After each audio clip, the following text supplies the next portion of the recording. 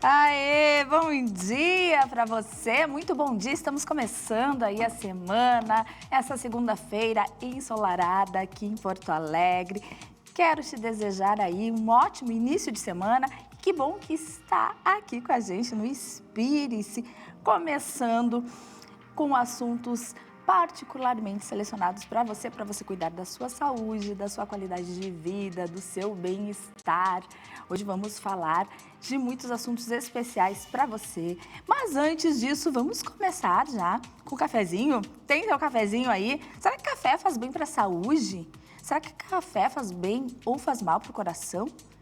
Olha, é um assunto bem interessante a gente falar, porque tem pessoas que iniciam o dia com o café e se estendem até o resto do final da tarde tomando o seu café. A gente quer saber também se isso faz bem para a saúde ou não, quem sabe? Vamos falar sobre isso também no programa de hoje. Já iniciamos aqui com imagens de dois irmãos, imagens ao vivo. Sabe, a temperatura de dois irmãos neste momento é de 27 graus.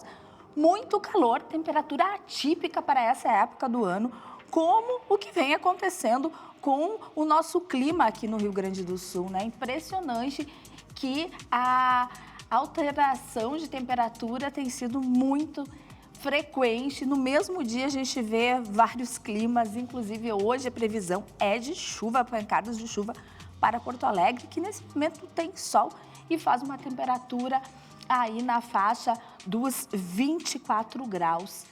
Neste momento, vemos imagens de Porto Alegre, o nosso Guaíba aí, céu lindo, imagem maravilhosa, para a gente iniciar bem a nossa semana, o nosso dia. No programa de hoje, nós vamos falar da saúde do nosso coração.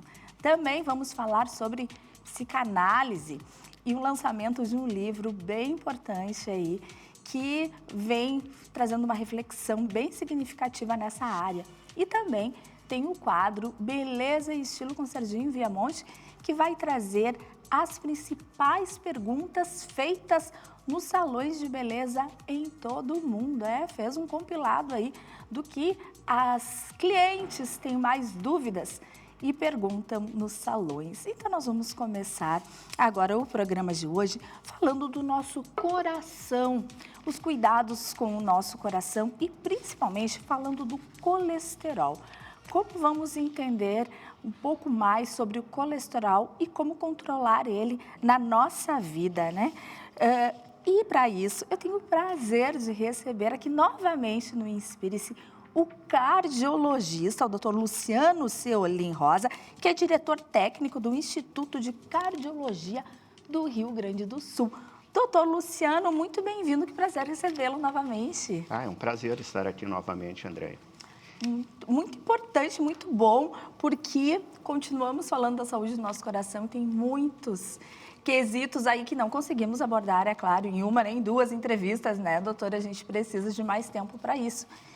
E o colesterol, doutor, ele tem alguma implicação direta na saúde do nosso coração? Ele tem uma implicação direta, mas eu vi que tu falaste do café, Exato. Está na pauta hoje, o café também? E na pauta, é claro. Tu quer que eu comente? O café Por não faz favor. mal para a saúde, tá? Antes de falar do colesterol, o café é um caso grave de preconceito. Tá? O café não faz mal, o café não dá arritmia. Em excesso, como qualquer coisa, ele faz mal, mas o café não faz mal. Inclusive, tem estudos demonstrando que o café está associado a menor risco de depressão e suicídio e que o café, o consumo dele, claro, sem excesso de açúcar, também diminui a incidência de diabetes. Então, o café não faz mal. Não faz mal, nem o excesso dele, doutor? Olha, o excesso é difícil, tá? Porque o excesso de café, assim, a cafeína ela pode dar uma certa dependência e a falta de cafeína pode dar dor de cabeça em quem é muito dependente da cafeína. Mas o café não faz mal, porque isso é uma... Vem se dissipando essa ideia do café fazer mal, sabe? Mas é uma coisa que antes, eu sou formado há 30 anos já, antes eu ouvia mais, o café preto é perigoso para o coração. Não, o café não é perigoso para o coração. Olha que ótima notícia, então. Podem tomar café à vontade. A gente que inicia sempre as manhãs aqui no Inspire-se com um cafezinho, então podemos tomar à vontade café, que mal não faz ao nosso coração. Café não faz mal. Ótimo, então já fica aí um mito derrubado, bem importante isso. E em relação ao colesterol, doutor, Olha, o que causa essa elevação? O que a gente faz de errado para isso? eu acho que tu não podia ter escolhido o assunto melhor, tá? Em agosto, dia 8, a gente teve o Dia Nacional de Combate ao Colesterol. E nós temos um problema, tá? O que tem uma epidemia muito grande através das redes sociais, a epidemia não é tão grande, mas é uma minoria de pessoas que, através das redes sociais, têm divulgado desinformação. Tá? E isso acaba repercutindo nos pacientes, não na maioria, mas alguns pacientes no consultório chegam a ter dúvida de uma coisa que é estabelecida e muito bem estabelecida desde os primeiros estudos, tipo o estudo de Framingham, que é um estudo lá da década de 50. Framingham é uma pequena cidade nos Estados Unidos, onde começou a se estudar o que realmente fazia mal. E começou a se descobrir que diabetes, tabagismo, colesterol alto, hipertensão provocavam, que são os fatores de riscos mais tradicionais.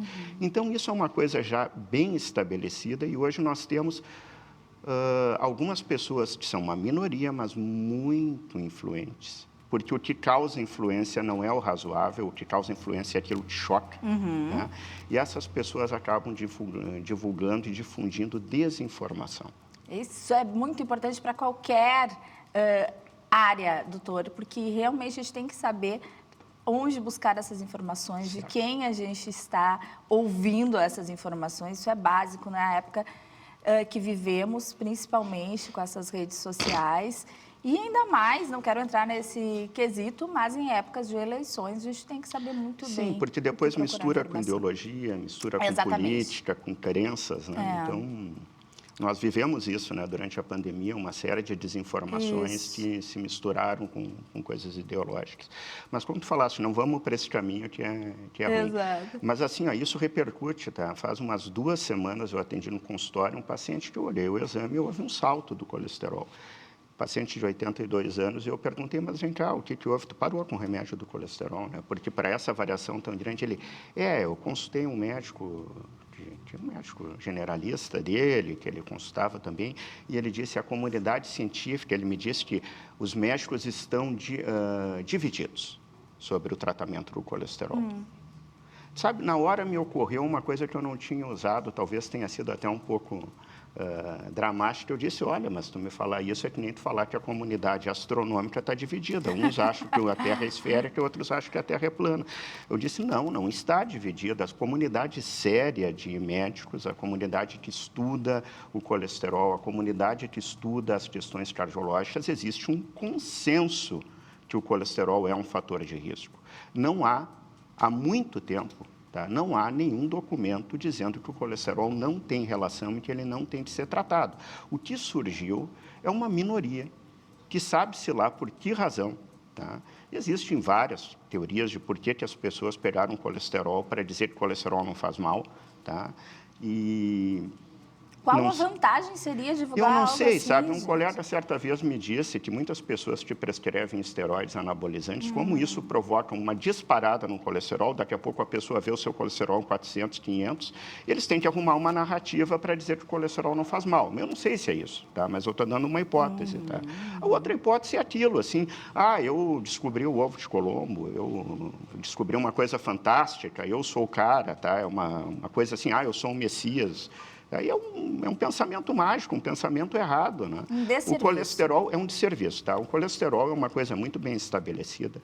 Para as pessoas que são doentes, nós em medicina falamos prevenção primária, quando a gente começa medidas antes da doença aparecer, e prevenção secundária. Depois que a doença apareceu, nós iniciamos medidas para impedir que a doença volte.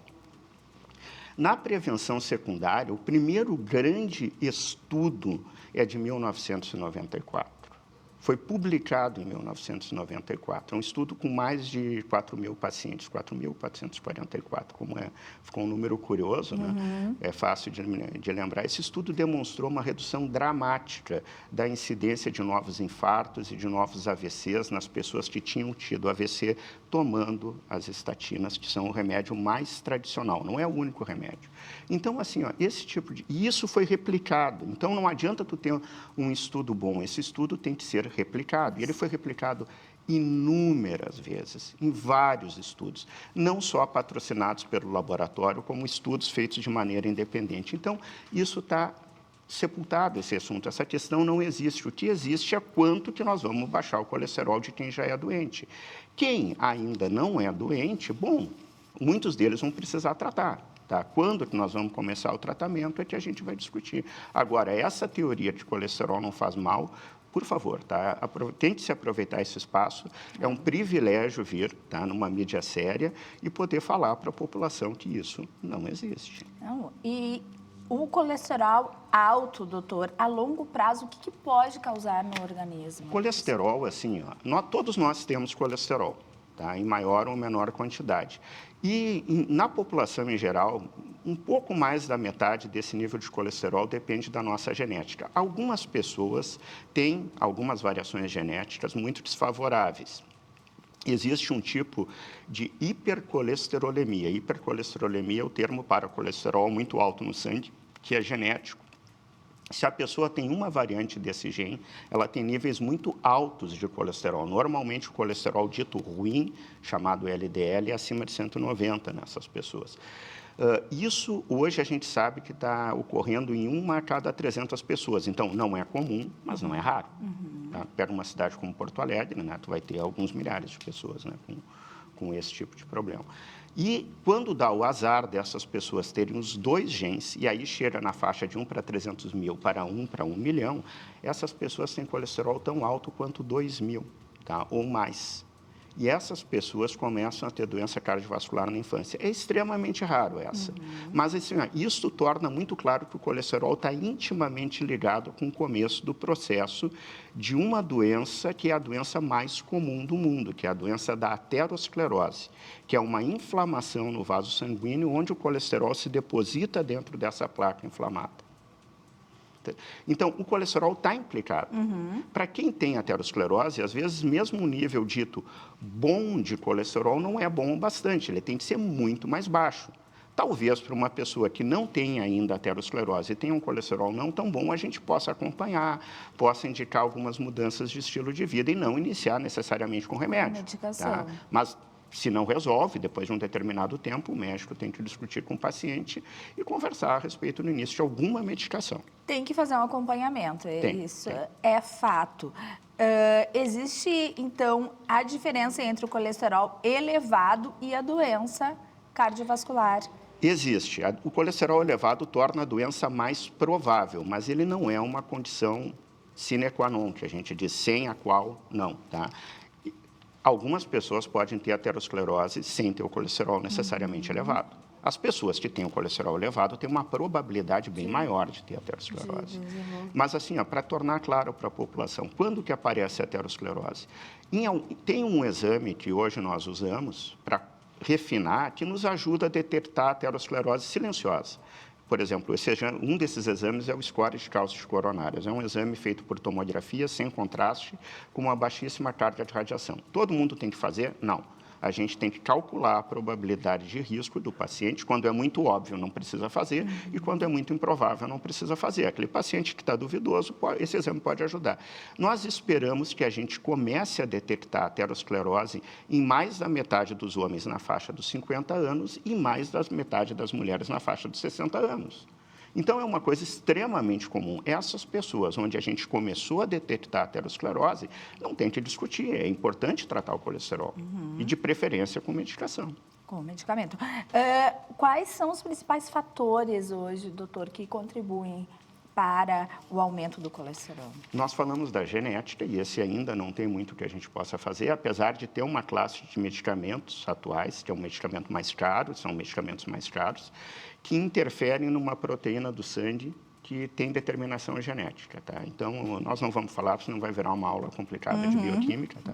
E esses medicamentos, normalmente, a gente reserva para aquelas pessoas que são doentes e que não atingiram uma meta de colesterol muito baixo. Para ter uma ideia, quem é doente, as diretrizes atualmente recomendam que o colesterol dito ruim, LDL, fique abaixo de 55 miligramas por decilitro. Isso, ao natural, pouquíssimas pessoas têm, quase ninguém tem. Então, para a pessoa que é doente, o colesterol, a ideia é o quanto mais baixo, melhor. Mas fora essas questões genéticas, essas doenças que eu falei, a hipercolesterolemia heterozigótica e a mais rara homozigótica, os fatores ambientais têm um impacto, sim, bastante significativo no colesterol. O tabagismo interfere, reduzindo o dito colesterol bom e aumentando o colesterol ruim. O sedentarismo tem algum impacto no colesterol e a má alimentação tem impacto no colesterol também. Mas aí tem um detalhe da má alimentação. As pessoas entendem que a aterosclerose é uma coisa tipo o que acontece nos canos no encanamento da casa. Lá, a gordura está entupindo e pensam que não comer gordura vai ajudar o colesterol. Isso está errado. Não é uma coisa passiva. A gordura, por incrível que pareça, algumas delas, numa determinada quantidade, são boas para o colesterol. Tá? E uma coisa que a gente tem que lembrar, 1 grama de gordura equivale mais ou menos a 9 quilocalorias. 1 grama de carboidrato em torno de 4 calorias. Se a gente tira totalmente a gordura da dieta, tu vai reduzir muito o aporte calórico, a pessoa vai ficar com fome e vai acabar comendo porcaria. E essas porcarias, às vezes, aumentam mais o colesterol do que a própria gordura. Então, não é a gordura o vilão? Não é a gordura. Tinha um vilão terrível, e esse vilão foi banido no Brasil em 2023 pela Anvisa. Foi um processo que iniciou em 2019. Esse processo iniciou na Dinamarca, muito mais tempo atrás.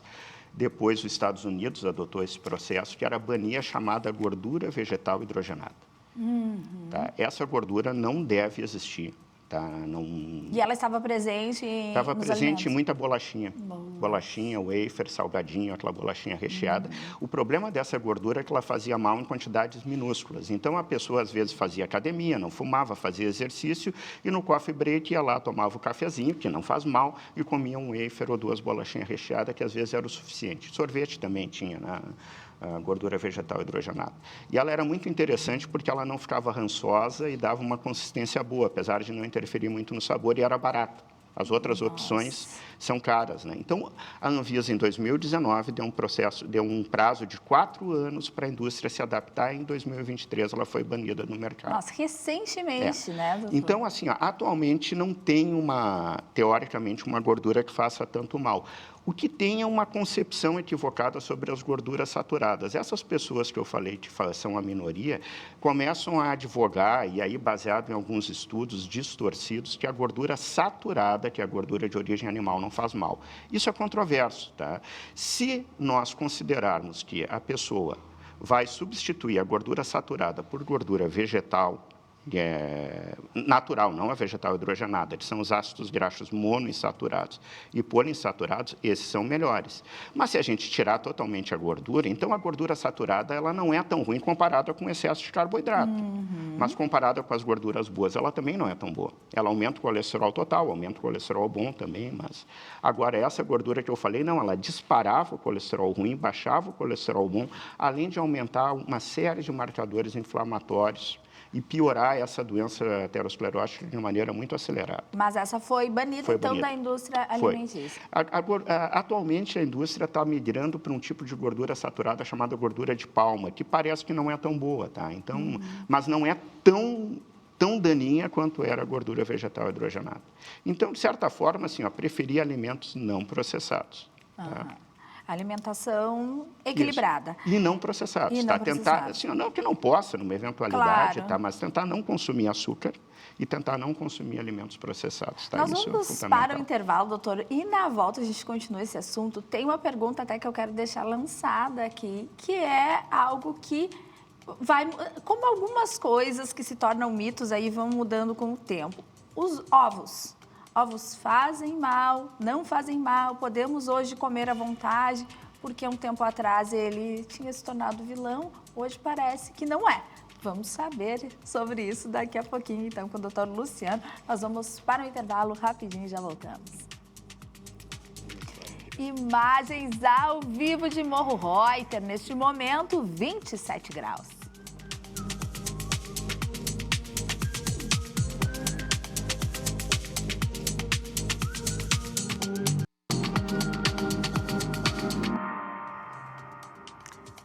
Estamos de volta com o Inspire-se ao vivo para todo o país, agora com imagens de Montenegro. Neste momento, em Montenegro, a temperatura é de 29 graus, é isso mesmo, 29 graus em Montenegro, manhã ensolarada neste momento por lá. Agora nós vamos falar, eu vou continuar aqui com o Dr. Luciano falando sobre colesterol, os cuidados com o nosso coração, mas antes disso vou pedir uma licença para falar sobre um lançamento de um livro que vai ocorrer agora dia 22 de agosto. E para isso eu tenho então o prazer de receber online aqui o meu convidado, que é o professor e psicanalista Rafael Werner Lopes, autor da obra Prazer e Morte, um estudo sobre o além de Freud. Muito bom dia, Rafael, bem-vindo.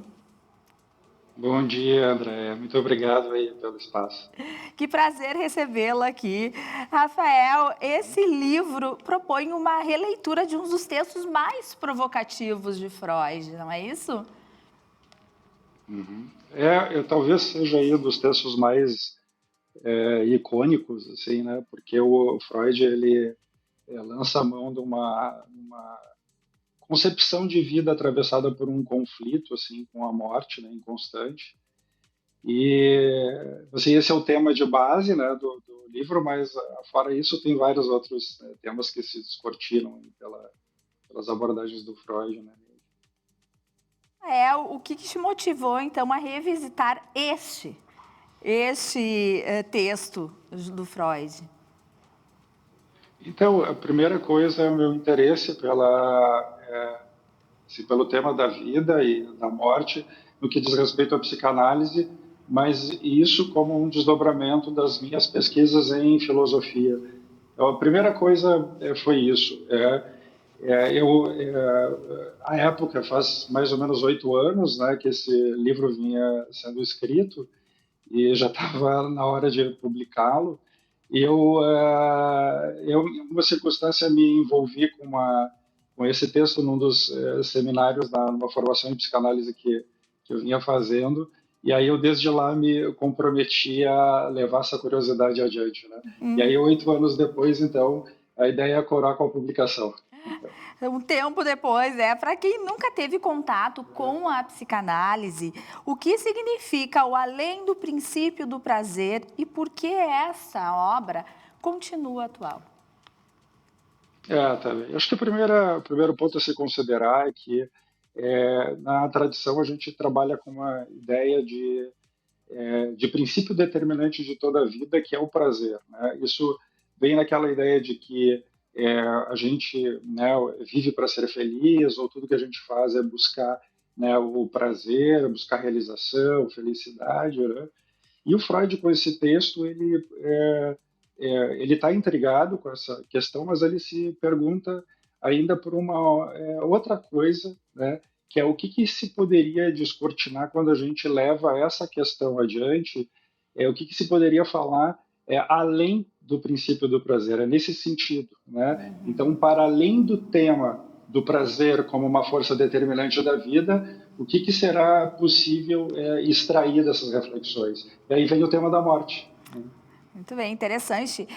O lançamento, ele também tem como objetivo, ele faz um convite de aproximar o público da psicanálise? É um momento também disso?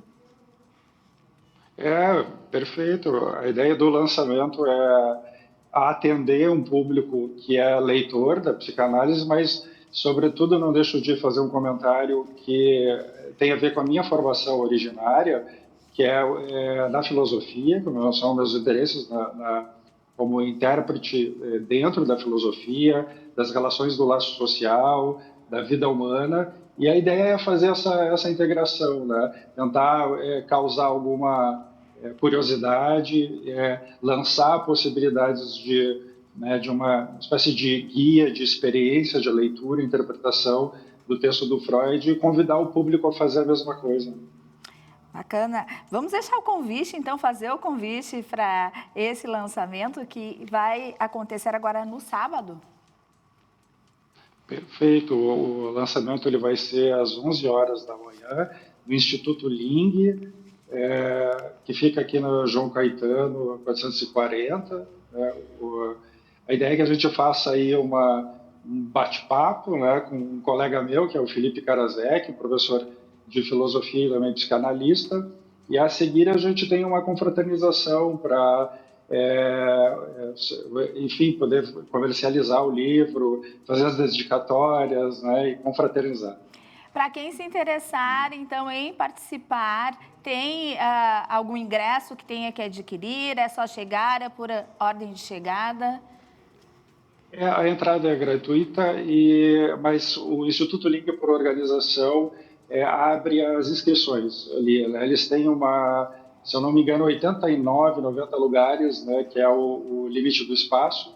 E eu acho que é importante fazer contato com o Link ou através do site, né, para fazer a inscrição. Tá certo, fica o convite, então. Muito obrigada, Rafael. Sucesso aí no lançamento no Eu que sábado. agradeço. E Muito deixamos... obrigado pelo espaço. Eu que agradeço, muito obrigada. Deixamos aí os contatos, qualquer coisa. No Instituto Ling tem mais informações também. E agora a gente continua falando aí sobre os cuidados com o nosso coração, principalmente vamos continuar entendendo um pouco mais sobre colesterol com o Dr. Luciano Seolim Rosa, que é diretor técnico do Instituto de Cardiologia do Rio Grande do Sul. Doutor, antes de sairmos para o intervalo, eu lancei aqui uma pergunta sobre os ovos, né? O ovo que, em algum tempo atrás, era vilão, se dizia, inclusive, que tinha que limitar a quantidade de ingestão por semana, né? Era bem limitado. E hoje a gente vê pessoas comendo até 20 ovos num dia. O que a gente pode falar em relação a isso? O ovo tem uma história interessante. Tá? Teve um pesquisador, ele morreu com mais de 100 anos, chamava Fred Kumeroff. E ele foi muito relacionado com pesquisa de alimentação na época da Guerra da Coreia. Tá? Os Estados Unidos investem muito dinheiro quando tem alguma guerra. Tá? E estava muito preocupado em como fazer rações para os soldados e levar alimentação. E uma dessas rações, um dos modos de levar o ovo e não estragar, era o ovo liofilizado. Tá? E esse ovo liofilizado, que é o ovo congelado, transformado em pó para ser reidratado, o colesterol ficava oxidado. E esse pesquisador, naquela época, levantou uma hipótese que o colesterol oxidado faria muito mal. Isso não ficou bem claro, tá? Na verdade, a gente não trabalha atualmente com a hipótese mais do colesterol oxidado, mas ele lamentou muito que essa pesquisa foi muito mal entendida.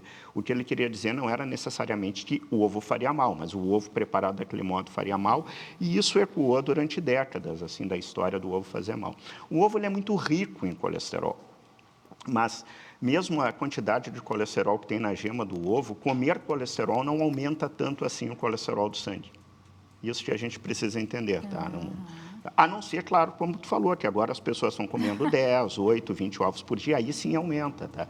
Então, a gente tem ainda um debate sobre a quantidade de ovos que deve ser consumido, tá? O ovo é uma fonte muito rica de proteína, a clara do ovo tem muita proteína, a gema também tem uma quantidade de proteínas e ele tem...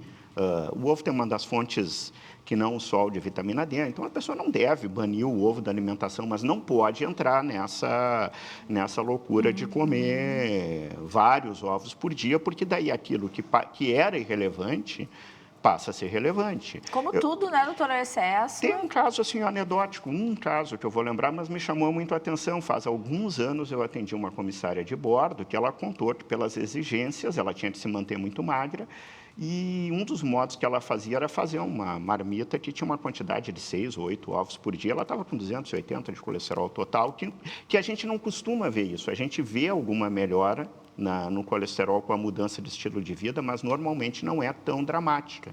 Quando ela passou a não fazer essa dieta exótica, assim, essa quantidade de ovos normalizou. Então, assim, tudo bem, é um relato de um caso, mas assim, quando a pessoa parte para esse excesso de comer vários ovos por dia, sim, é de se esperar que o colesterol vá aumentar. A obesidade tem relação com o colesterol ou vice-versa? Tem uma relação tênue, tá? Porque a obesidade está associada com maus hábitos, muitas vezes. Além dos fatores genéticos que predispõem algumas pessoas mais, ela está relacionada com se alimentar mal, sobretudo a obesidade central, tá? Que é aquela obesidade visceral. Mas não dá para levar assim. Tem muita gente magra, muito magra, ou dentro do peso ideal, com uma boa massa muscular, que tem colesterol elevado, e o colesterol ruim elevado. Tá? Então, não dá para ir para essa linha, assim, não, eu sou magrinho, eu faço exercício, eu não preciso me preocupar com colesterol. Não, a pessoa tem que saber como é que é o seu colesterol. Doutor, o que o colesterol bom, de que forma a gente consegue alimentar esse colesterol bom? Tu sabe, isso é outro assunto bem interessante que tu falaste, tá? O colesterol é um só, tá? A gente usa HDL e LDL para se referir às lipoproteínas, que são umas esferazinhas de proteína onde o colesterol está no meio. Se elas têm uma densidade muito alta, a gente chama de high density, né? HDL, a lipoproteína de alta densidade. Se elas têm uma densidade menor, a gente chama de low density, que é o LDL. Tem outras, a densidade muito baixa, a densidade intermediária, mas essa não vem ao caso a gente falar. Então, o colesterol é o mesmo, o que muda são as lipoproteínas. O HDL, nós observamos, sim, que quem tem um HDL alto, essas pessoas têm uma tendência, não é que elas estão blindadas, mas elas têm uma tendência a ter menos problema cardiovascular. E quem tem um HDL muito baixo, tem uma tendência maior. Raciocinando assim, eu acho que na primeira década, entre 2000 e 2010, foram publicados alguns estudos com medicamentos que aumentavam muito o HDL. Lamentavelmente, não houve esse resultado tão bom, não houve resultado positivo em prevenir doença. Tu aumentava o HDL artificialmente e a doença não diminuía. Esses medicamentos não chegaram a ser lançados no mercado.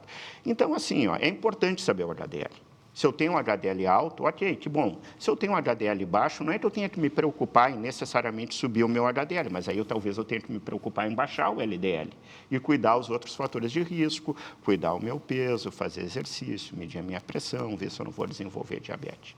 Então, é mais um indicador, não é uma coisa que a gente tenha que necessariamente se preocupar em subir o HDL. Perfeito. Exames são os exames de sangue que nos indicam só isso, os exames de sangue. Doutor, qual que é a frequência ideal para bem menos do que as pessoas imaginam, sabe? Porque eu vou falar de adultos, tá? Existem recomendações, às vezes, de dosar na infância, mas a maioria das crianças tem a colesterol alto ou não, nós não vamos dar remédios, fora esses casos extremamente raros, aí de 1 para 1 milhão que eu falei. Então, nós vamos falar assim, o American College of Cardiology recomenda a partir dos 19, a Sociedade Brasileira a partir dos 20, e estando bom o resultado, repetir em 4 a 6 anos. Aí tu vê que as pessoas querem fazer o colesterol 3, 4 vezes por ano, tendo tudo normal, tá? E aí depois reclamam que o preço do plano de saúde está muito caro para pagar. É um desperdício, tá? Então não tem essa necessidade. Não tem, tá? Agora, se o colesterol está ruim e foi iniciada uma intervenção, a intervenção pode ser dar medicamento, mudar alguma alimentação, fazer atividade física, provavelmente fazer tudo junto, tá? É diferente. Aí sim, aí talvez a gente tenha que esperar pelo menos 3 meses para ter algum impacto, 3 a 6 meses. Não vai, assim, na semana que vem esperar o resultado da mudança do colesterol. Agora, para quem está bem, não precisa ficar fazendo nem todo ano, né? Então, é um exagero, tá? Muita gente com colesterol normal. Eu frequentemente peço para os meus pacientes ali se fez o exame esse ano, se o exame está bom, a gente não repete, né? Então, é fazer esse monitoramento, qualidade de vida, né, doutor? Estilo de vida, aliás, que vai gerar uma qualidade de vida, é claro. Doutor, então fica aí esse recado para quem está nos assistindo. O colesterol, sim, tem que se preocupar. É verdade. Né? Mas também, se está tudo bem, é fazer um acompanhamento. Exato, e não precisa ser tão frequente como se pensa.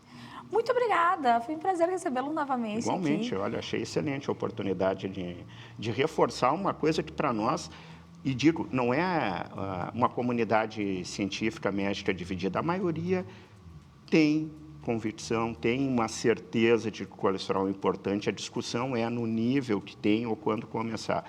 O que existe é uma minoria barulhenta, tá? E essa minoria, se eles nos provarem, publicarem, ok, nós vamos mudar de opinião, mas não é o caso, tá? Atualmente existe um consenso bem firme, bem sedimentado de que o colesterol é um fator de risco muito significativo na doença cardiovascular. Vamos cuidar de onde estamos tirando algumas informações, ouvindo, sendo orientados, né? É importantíssimo isso. E então, aqui temos um profissional que realmente nos dá todo esse respaldo e que nos mostra que temos que sim, que ter essa preocupação. Muito obrigada, doutor. Obrigado, Prazer Andréia, recebê-lo novamente. Sempre à disposição.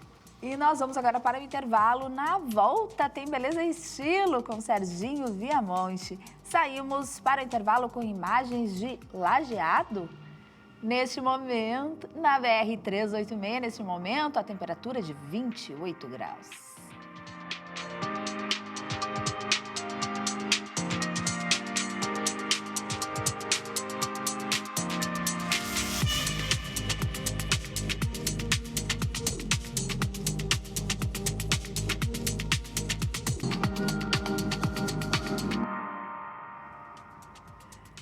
E voltamos com o Inspire-se. Aqui estou preparando já o cafezinho para o meu convidado, que eu sei exatamente como ele gosta.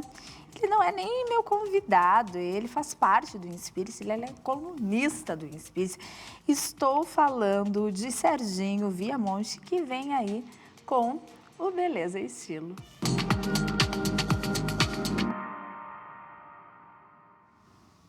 Serginho, bom dia! Bom dia, mas que bom dia, André de Vargas, recebido com esse cafezinho maravilhoso. Que eu sei exatamente como tu gosta, Eu né? tenho certeza disso.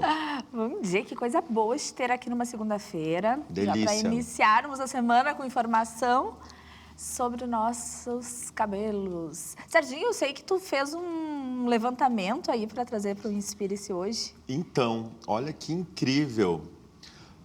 Eu fiz uma pesquisa e entrei aí uma semana a fundo procurando quais seriam as 10 perguntas mais recorrentes ou frequentes ao redor do mundo, em todos os salões. Já tinha ouvido sobre isso? Não, adorei. E essa curiosidade, a gente pensa que é uma coisa que é só conosco e é recorrente ao dia a dia em qualquer lugar do mundo, porque as mulheres querem informações. Pessoas gostam de informações, né, Deia? Precisam, né? Precisamos. Serginho, então eu quero saber se você vai só trazer ou se você vai nos responder essas perguntas. Então, dentro dessa pesquisa que nós, né, trouxemos com tanto carinho, Serginho Viamonte vai responder essas perguntas. Ah, que maravilha! Então vamos começar, que são 10, tem Por bastante favor. coisa.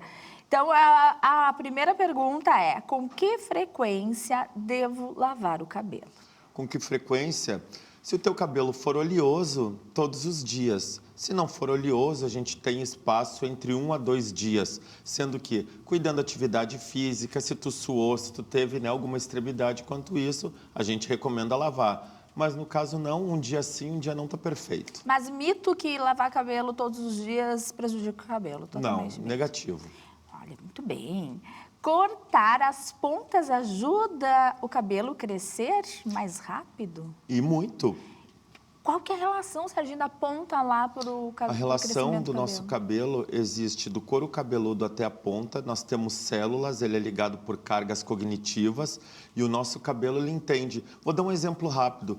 Tu não conversa com a planta, ela não entende. Quando tu corta a planta, ela não vem mais bonita? É verdade. O cabelo, a gente tem essa relação também de cuidado e conforme tu vai cuidando, tu vai estilizando, tu vai aparando, como a gente fala, né? O teu cabelo, ele vai entendendo que ele está recebendo uma relação junto com produtos, né? Que vai deixar o cabelo próprio para ele, e nessa relação de bom cuidado ele vai entender e vai crescer. Não é mito e é verdade. Olha, então cortar os cabelos... Cortem os cabelos, né? De 2 em 2 meses? 2 em 2 por meses, aí? dependendo do corte mais curtos, né? 45 a 1 mês e 15 dias, enfim. Beleza. Posso pintar ou descolorir o cabelo em casa?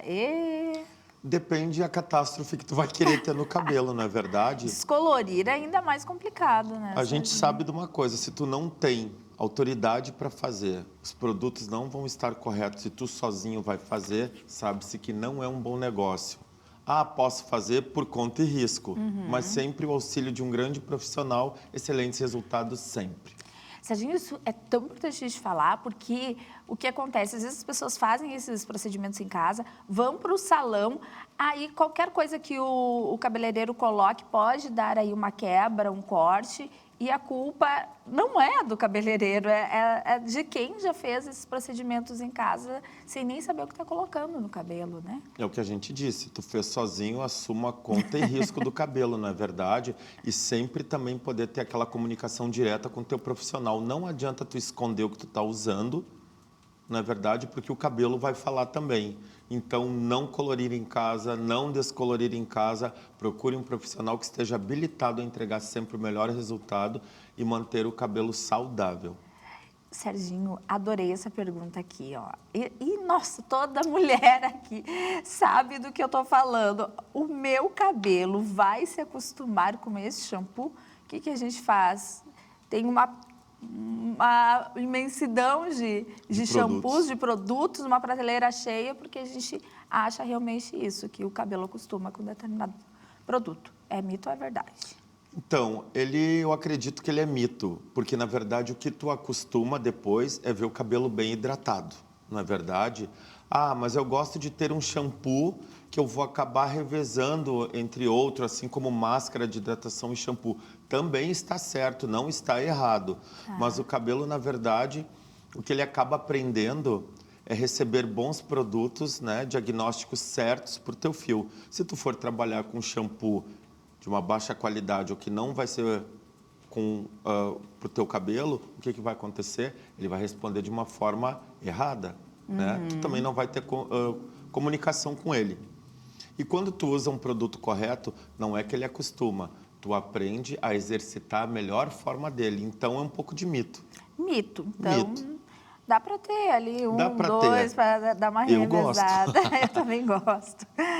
Olha a outra pergunta. Como faço para a cor da tintura durar mais tempo? Porque, às vezes, vai desbotando a coloração, né? Eu amo essa pergunta. Talvez, dentre essas 10 que fomos pesquisar, uma das que eu mais amo. Como eu faço para o meu cabelo, né, continuar bonito, tendo aquele viço, aquele brilho? A gente sabe que quando tu começa a colorir o cabelo, a gente precisa de um shampoo que ele vai, né, para a necessidade do cabelo. Shampoo para cabelos coloridos, independente da marca que for.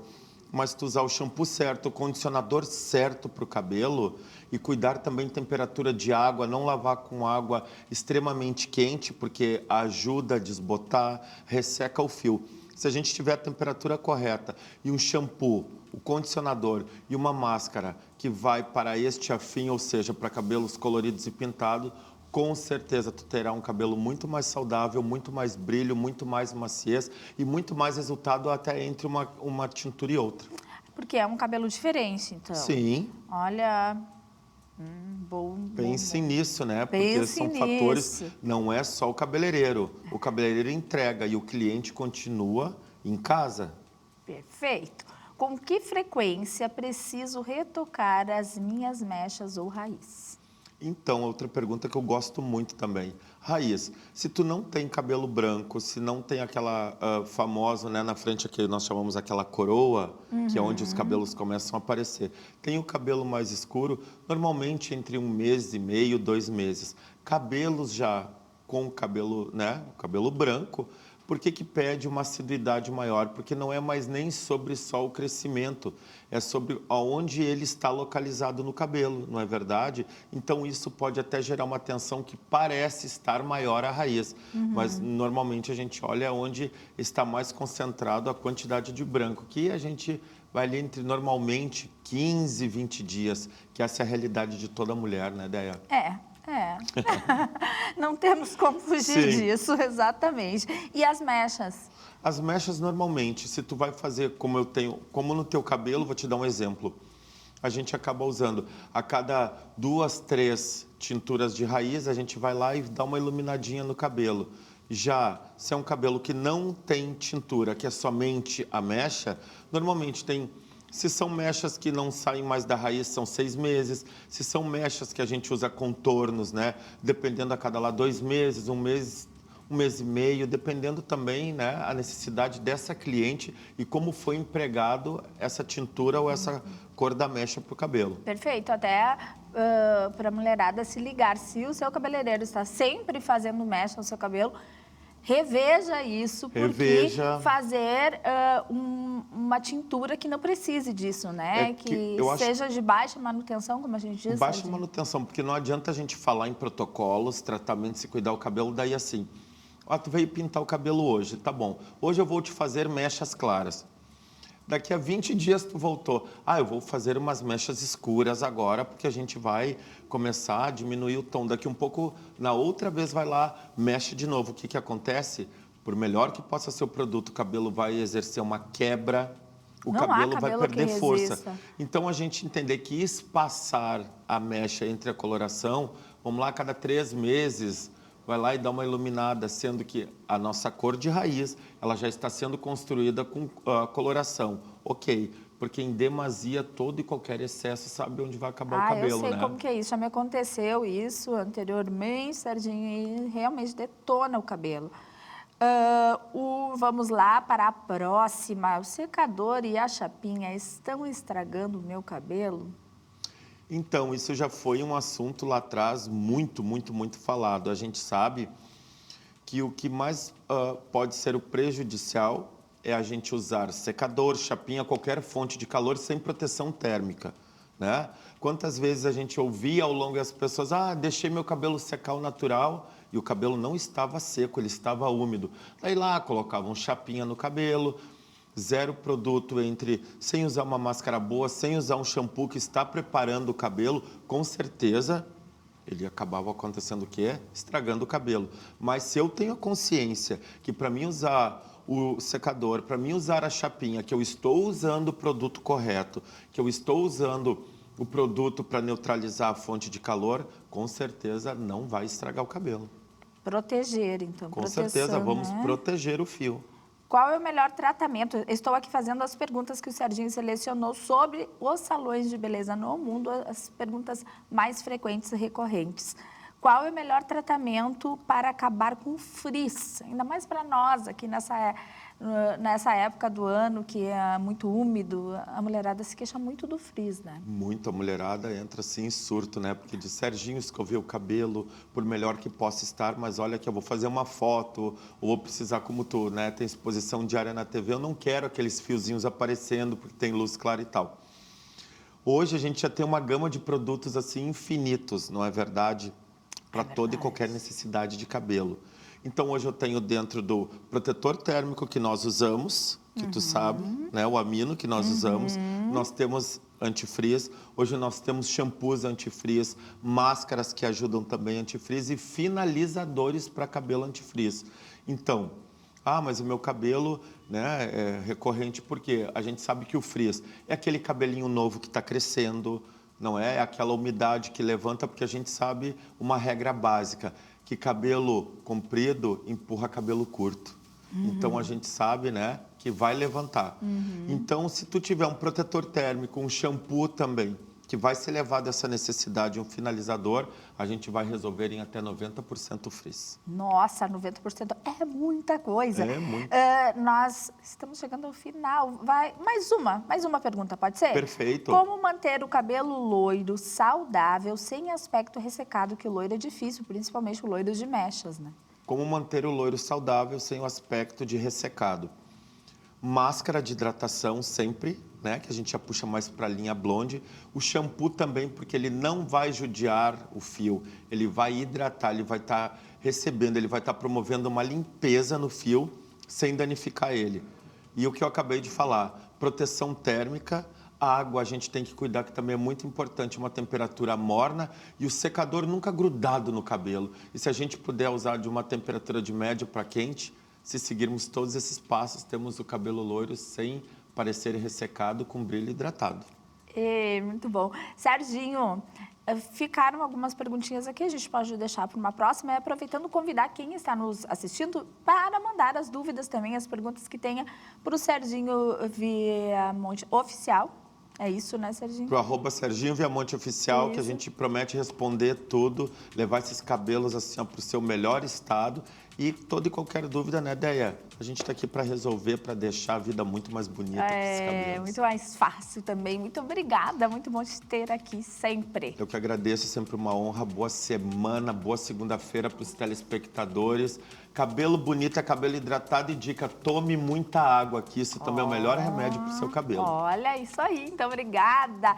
E também pode deixar ali no @Andréa de Vargas, se tiver sugestões aqui para o Beleza e Estilo ou para qualquer outro momento do Inspire-se. Uma ótima semana para você. Muito obrigada pela companhia de hoje. Te espero amanhã, 10h30, ao vivo, com mais um Inspire-se. Beijos para você. Saímos com imagens ao vivo de Gramado, Tapete Vermelho, Festival de Cinema.